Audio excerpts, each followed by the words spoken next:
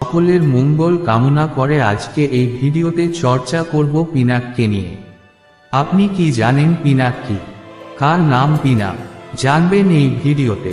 তার আগে আপনাদের সবার কাছে হাত জোড় করে অনুরোধ করছি, ভিডিওটি ভালো লাগলে চ্যানেলটি সাবস্ক্রাইব কিন্তু অবশ্যই করবেন। পিনাক হল ভগবান শিবের ধনুক, যাকে বলা হয় শিব ধনুক। হিন্দু মহাকাব্য রামায়ণে এই ধনুকের উল্লেখ রয়েছে, যখন শ্রীরাম জনকের কন্যা সীতাকে তার স্ত্রী হিসাবে পাওয়ার জন্য এটি ভেঙেছে। একটি কথা অনুসারে পিনাক হল ভগবান শিবের মূল ধনুক, যা ধ্বংস বা প্রলয় এর জন্য ব্যবহৃত হয়। মূল বাল্মীকি রামায়ণ অনুসারে ভগবান দেবেন্দ্র সমান দক্ষতার দুটি ধনুক তৈরি করেছিলেন, যা তিনি রুদ্র অর্থাৎ ভগবান শিব এবং ভগবান বিষ্ণুকে দিয়েছিলেন, এবং তাদের মধ্যে কে শক্তিশালী তা জানতে একে অপরের সাথে লড়াই করার অনুরোধ করেছিলেন। কিন্তু যুদ্ধ শুরু হওয়ার ঠিক আগে ঘোষণা করা হয়েছিল যে এই যুদ্ধ ধ্বংসের দিকে নিয়ে যাবে, এবং তাই এই যুদ্ধ বন্ধ হয়ে যায়। আকাশবাণীর উপস্থিতিতে রুদ্র একটি ধনুক নিক্ষেপ করেন, যা মাটিতে পড়ে যায়, যা পরে শিবধনুষ নামে পরিচিত হয়। পৃথিবীতে এই ধনুকটি রাজা জনকের পূর্বপুরুষ রাজা দেবরথ খুঁজে পেয়েছিলেন। হিন্দু মহাকাব্য রামায়ণে এটি উল্লেখ করা হয়েছে, যখন শ্রীরাম জনকের কন্যা সীতাকে তার স্ত্রী হিসাবে পাওয়ার জন্য এটি ভেঙেছে এবং সীতাকে বিয়ে করেছিলেন। দ্বিতীয় কথা অনুসারে ভগবান বিশ্বকর্মা দুটি ঐশ্বরিক ধনুক প্রস্তুত করেছিলেন। তাদের একজনের নাম ছিল পিনাক এবং অন্যজনের নাম ছিল সারং। তিনি ভগবান বিষ্ণুকে সারঙ্গ এবং ভগবান শিবকে পিনাক দিয়েছিলেন। সীতা ছিলেন মিথিলার রাজা জনকের কন্যা। শৈশবে সীতা তার বোনদের সাথে খেলার সময় অজান্তেই সেই টেবিলটি তুলে নিয়েছিলেন, যার উপর শিবধনুষকে রাখা হয়েছিল, যা রাজ্যের অন্য কেউ তুলতে পারত না। এই ঘটনাটি জনক লক্ষ্য করেছিলেন এবং তিনি এই ঘটনাটিকে সীতার স্বয়ম্বরের পটভূমি হিসাবে তৈরি করার সিদ্ধান্ত নিয়েছিলেন। পরে জনক ঘোষণা করেছিলেন যে যে কেউ সীতাকে বিয়ে করতে চাইলে তাকে এই ঐশ্বরিক ধনুকটি তুলে নিতে হবে এবং এর প্রতি শ্রদ্ধা জানাতে হবে। অযোধ্যার রাজকুমার রামই এই ধনুক গ্রহণ করেছিলেন এবং সীতাকে বিয়ে করেছিলেন। বিয়ের পর যখন তার বাবা দশরথ রামকে নিয়ে অযোধ্যায় ফিরছিলেন, তখন পরশুরাম তার পথ আটকে দিয়েছিলেন এবং রামকে তার গুরু শিবের ধনুক ভাঙার চ্যালেঞ্জ জানিয়েছিলেন। রাম ধনুকটা ভেঙে ফেললেন। এই সময় দশরথ ঋষি পরশুরামের কাছে তাকে ক্ষমা করার জন্য প্রার্থনা করেন, কিন্তু পরশুরাম আরও বেশি রেগে যান এবং বিষ্ণুর ধনুক সারঙ্গ নিয়ে রামকে ধনুক বেঁধে তার সাথে দ্বন্দ্বযুদ্ধ করতে বলেন। রাম বিষ্ণুর ধনুকটি নিয়ে সারঙ্গকে বেঁধেছিলেন, তাতে একটি তীর রেখেছিলেন এবং সেই তীরটি পরশুরামের দিকে নির্দেশ করেছিলেন।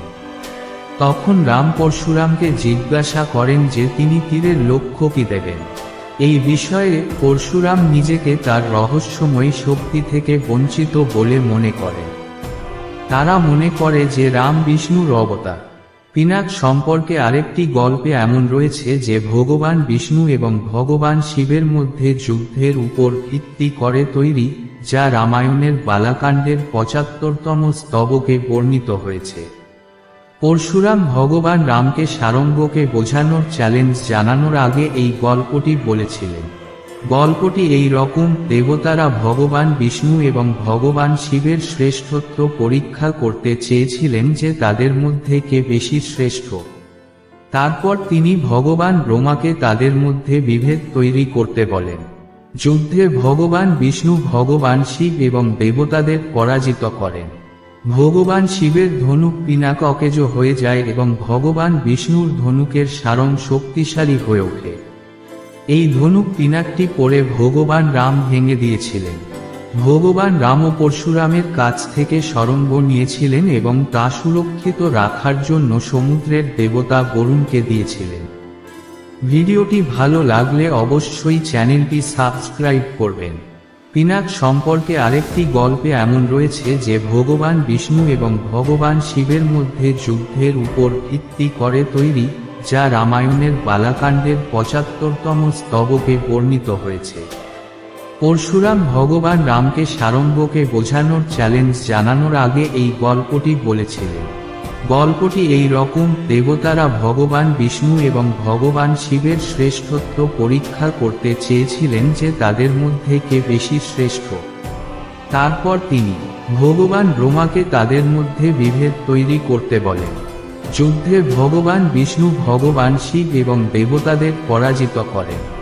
ভগবান শিবের ধনুক পিনাক অকেজ হয়ে যায় এবং ভগবান বিষ্ণুর ধনুকের সারং শক্তিশালী হয়ে ওঠে। এই ধনুক পিনাকটি পরে ভগবান রাম ভেঙে দিয়েছিলেন। ভগবান রামও পরশুরামের কাছ থেকে সরঙ্গ নিয়েছিলেন এবং তা সুরক্ষিত রাখার জন্য সমুদ্রের দেবতা বরুণকে দিয়েছিলেন। যদিও পুরাণ বা প্রাচীন হিন্দু গ্রন্থগুলির উল্লেখ এখনও অন্তর্ভুক্ত করা হয়নি, পিনাক মহর্ষি দধিচির জীবনের সাথে যুক্ত, যিনি বৃত্রাসুরকে পরাজিত করতে দেবতাদের সহায়তা করেছিলেন এবং পরে অনুরোধে তার হাত থেকে বজ্র তৈরি করে তার জীবন শেষ করেছিলেন, যা ইন্দ্র দৈত্য বৃত্রাসুরকে হত্যা করতে ব্যবহার করতেন। প্রিয় বন্ধুরা, এই ছিল পিনাক বা শিব ধনুক সম্পর্কে জানকারি।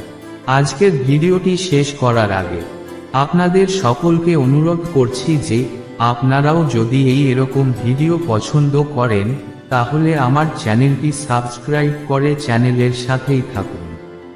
কারণ শুধুমাত্র আমার এই চ্যানেলেই আপনারা প্রতিদিন সকাল সন্ধ্যায় এই ধরনের নতুন নতুন ভিডিও পাবেন। ভিডিওটি যতটা সম্ভব লাইক এবং শেয়ার করুন। নতুন ভিডিও নিয়ে আগামীকাল আপনাদের সঙ্গে আবারও দেখা হবে। ততক্ষণ সপরিবারে মজা করুন, সুখী থাকুন।